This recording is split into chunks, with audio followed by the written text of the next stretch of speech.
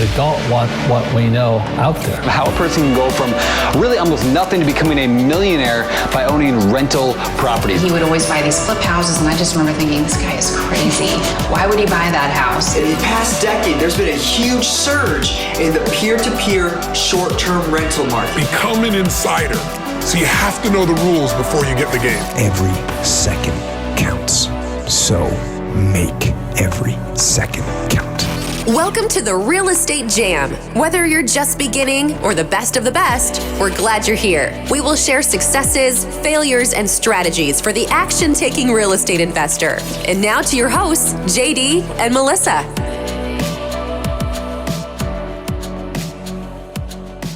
Hi guys, welcome to the Real Estate Jam podcast. I'm JD with my wonderful and talented co-host. Hello, JD. Happy New Year. Happy New Year. I'm super excited. I'm going to butt in here because we are going into year 4 of our podcast. And we just now are working on our podcast room. So we're super excited about it, but we've had a couple setbacks on it. So we're in progress, but not there yet. Yeah, but we're sharing it with you early. It should get better and better. And what that means for us is we're not going to have to tear down and set up our podcasting equipment every single time. So hopefully we can spend more time talking about real estate, how to find deals, how to be a better agent, how to be a better investor, and sharing some of our struggles and accomplishments throughout the year. So we're super happy for 2024, and we are back in the game after a little vacay. So what are we going to talk about, JD? Well, one, I think it's something to mention, being the first podcast of 2024, that if you haven't got your goals done, if you haven't taken the time to do that, make sure that you get that accomplished. It's super important to know which direction you're going in and where you want to go and who you want to be there with. But aside from that, I think we're just going to do a kind of question and answer, some of the stuff that we get from Facebook and some of the other people in our network, and just start the year off with that. Remember, if you guys like this podcast at all, please go in and share the podcast with somebody else and give us a review. So that a good review. Yeah, a 5-star review would be great. Yeah. And we'd really appreciate it. Before we get into talking about that, if you guys want to schedule a call to talk about real estate investing, if you want to schedule a call about what it's like to be an agent, any of that kind of stuff, you can click the link below or find us on Facebook. We have signups to our calendar link all over the place, and just let us know. We want to talk to you. We want to be able to help you and kind of give you a leg up on, maybe more so than what we had when we started. The call is free. Just do it. We'd love to discuss your goals or your plan for the year, and help you reach success and do that. But okay, so one of the questions, speaking of success, that we get all the time is like, especially in our area, on the retail side, but also from new investors, is like, hey, what area gives you the best ROI? Which area is better than the other? How do you choose where you want to invest? And those kind of questions. That's a lot of questions we get from out-of-state investors. So fill us in. Well, I mean, I think it's the wrong question to ask, and I don't say that to be smug or glib. When you're asking like which area is giving you the best ROI, what you're leaving out is, okay, well, what's your primary strategy? What kind of things are you doing to find the deals? What kind of things are you doing with the deals when you find them?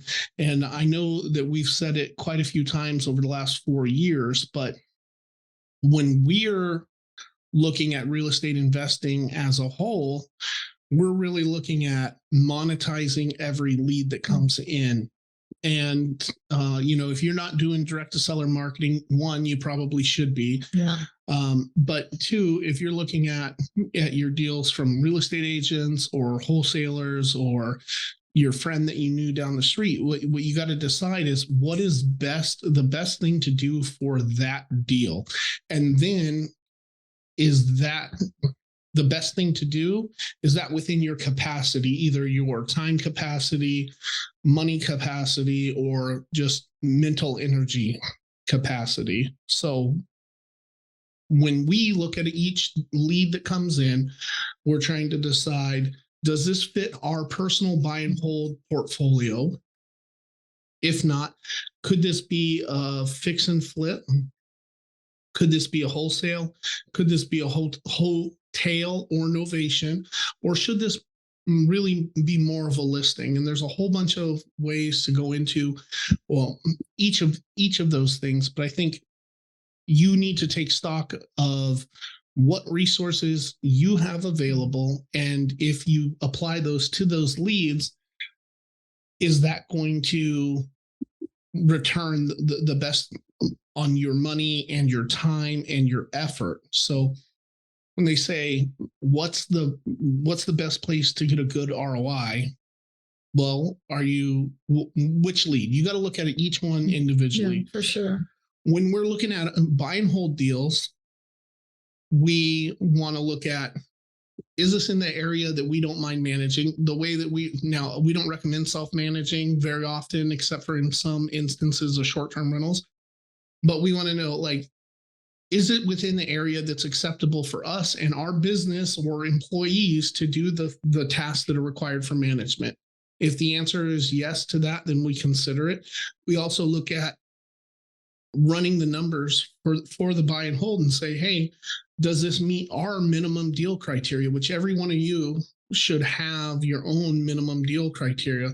You know, for us, it's somewhere around $300 a door for long-term rentals. And are you cash flowing? Is the amount of money that you have to put into that worth it? If the answer is no to any of those things, like location, time, effort, energy, and money, you know, and sometimes we come across a great long-term buy and hold or short-term rental, and all of our money's tied up into other projects, or we don't have enough private money lenders to help us close that. Well, in that case, it doesn't make sense for us to buy and hold that because we don't have the funds available at that time, or the bandwidth because we have so many other projects going on. Then we would consider, okay, well, should we pass this deal on to another investor? Is this a better for somebody else to make their rental, and we'll wholesale it and profit from it that way? I don't know. Do you have anything to add? Yeah. Just like use an example of maybe like the property on Oak Knoll. Use that as an example so we can break it down, I think, better that way. Exact example. So the property Melissa's talking about on Oak Knoll was a deal that we spent 3 or 4 years following up with this person. It was a probate lead, code enforcement, hurricane damaged home, and that we followed up. I think I looked it up, and there's something like 26 different individual touches between cold call and text and mail and emails and everything before we finally got this person to agree to selling. And then even after she agreed to selling to us, we needed to do help her with the probate and working through that and helping some negotiations with another parcel owner to get to a point where they were willing to sell it to us. Now, this was a great fix and flip. It probably wouldn't have been a good long-term rental just because the price points of the property were huge, but it was in a nice area of Panama City, right? Right. Yeah. Waterfront. It had a dock and a boat launch, and it's a huge house, great neighborhood. We looked at it hard to do a flip on it. Yeah, absolutely. We ran all the numbers. The numbers as a flip work. It works. But when it finally got time to be able to close this property, we had, I think at the time, we had money out on 3 or 4 other deals at that time. I think it was 3 deals. plus the earnest money on this one. And we didn't know when we were going to be able to dispo those other deals, flip and a couple of lots that we took down for wholesale deals. And so when it came down to it, we decided, hey, do we have the bandwidth? The answer to that question, to run an extensive flip. This is a 4 to 6 month flip. Mold. Lots of mold. Mold, dead cats, complete gut job. It really needed everything from the plumbing out. Yeah. There were some permit issues and stuff. We knew this was something that was going to take a while to accomplish. So we really had to weigh that against, hey, can we pass this to another investor and make a profit? So we were able to market that property out to our buyers list. And one of our buyers who's bought multiple properties from us in the past said, hey, I want this, or I have a buyer for it. And you had a buyer for it. Yeah. We were able to make about $30,000 gross on the transaction. Wholesaling 563.83. Roughly 32,000 on it. And the other investor that we work with had her own buyer who then bought it from her, and I think she made like 25 on it. Yeah.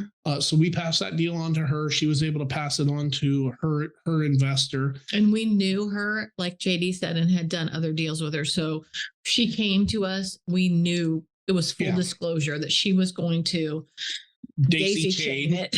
Right. I think daisy chain's such a dirty word. Yeah, but you're honest about it. I don't think that it's like that. Yeah. And we're completely okay with it. Because we want her to make money, because she is buying multiple deals from us, over the course of our business, and we like the relationship. And so that's okay for us. We made what we wanted to make on it. And a lot of times our wholesale deals make more than our flips do, it seems, in some of these instances. But the point of that was our intention was looking at that and knowing that it would be a good flip. But when we got down after, I don't know, being under contract for four months or so, when it was time to execute that contract,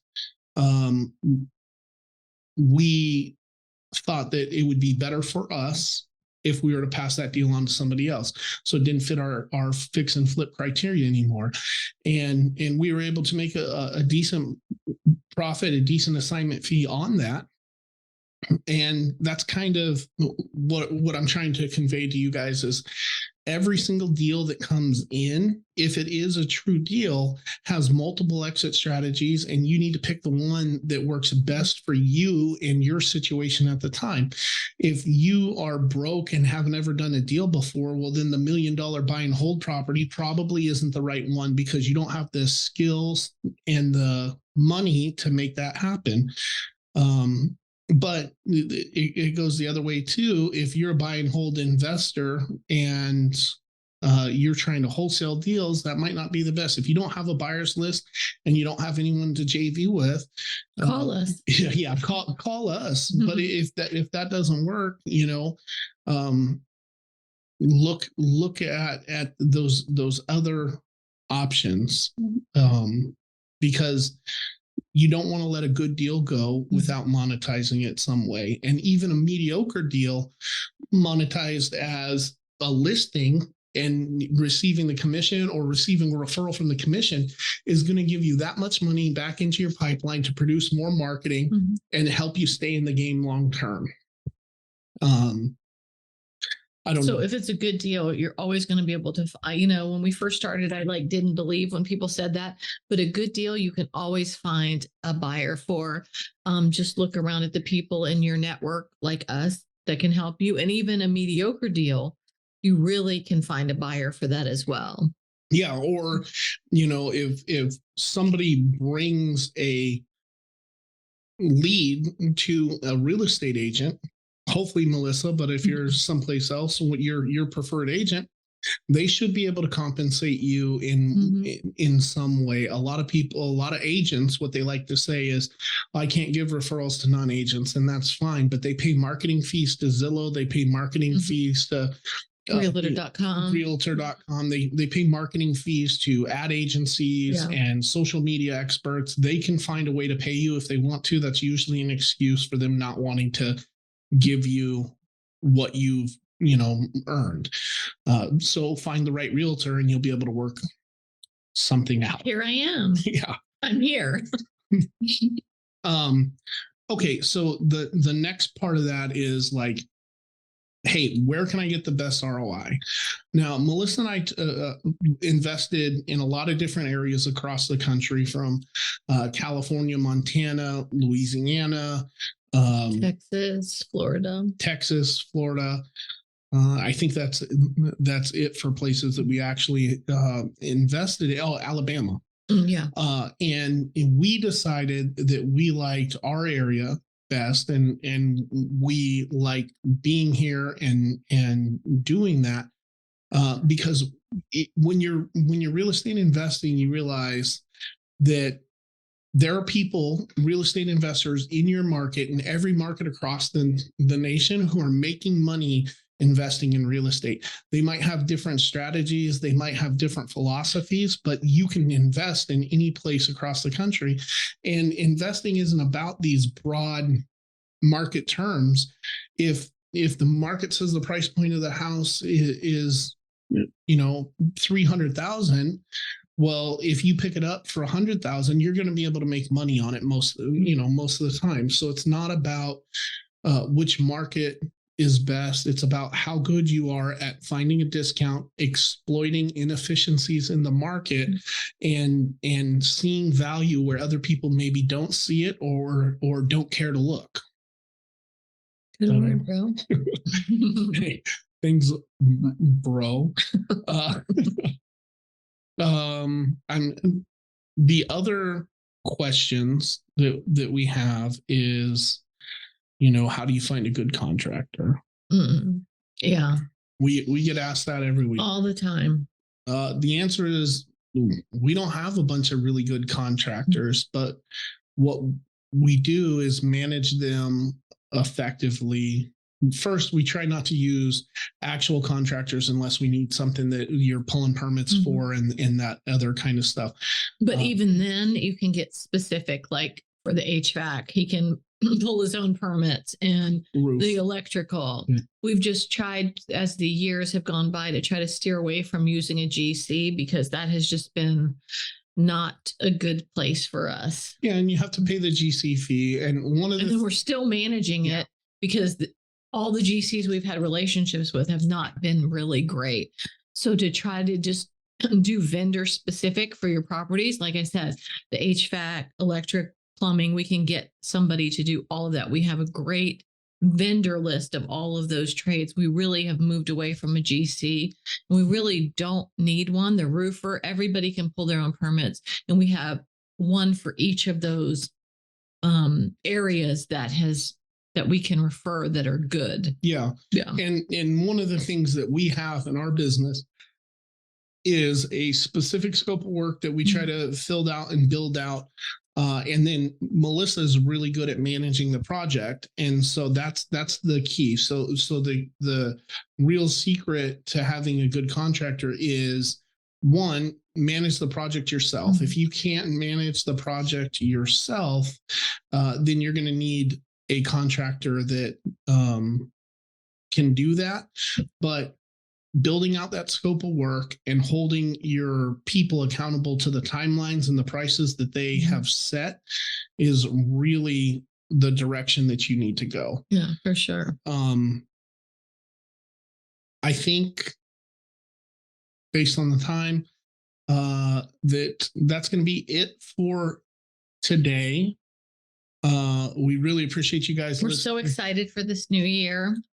Super excited. We want everyone to learn, buy houses, invest in real estate, get rich, all of those good things. If you're local, our meetup is this Wednesday at San Marcos Grill in Pier Park. And we would Absolutely love you to come. Ryan is speaking and he does target marketing. Maybe you could expand a little bit about why they want to come to our meetup. Ryan Smith is one of the best and brightest minds across the country, mentors, hundreds of real estate investors across the country, but some of the big name gurus in real estate investing learn their niche marketing, targeted niche marketing from Ryan. If you are watching this after the fact, our meetup is the third Wednesday of second Wednesday of the month. Always the second Wednesday, except for February because it falls on Valentine's Day. And JD has to do something super nice for me for Valentine's Day, so we can't do a meetup, right? That's right. And we don't want anybody to get in trouble for choosing to go to our meetup instead of Valentine's Day dinner. Which, just FYI, JD said he would rather go to a meetup than to go out on Valentine's Day. Go ahead. What I meant by that was it's better for us to go out to a real estate investing group than celebrate Valentine's Day because it's a Hallmark holiday that nobody cares about. But second Wednesday a month, San Marcos Mexican Grill, Panama City Beach. If you guys are in town or visiting, it's awesome. We're there every month. Again, Happy New Year. Happy New Year. Thank you so much. Call us. Thank you for listening to the Real Estate Jam. We hope you enjoyed today's episode. For more information, check out our website, therealestatejam.com, or find us on Instagram, Facebook, and Twitter at The Real Estate Jam. If you have any questions, feel free to drop us an email at therealestatejam@gmail.com. See you next episode.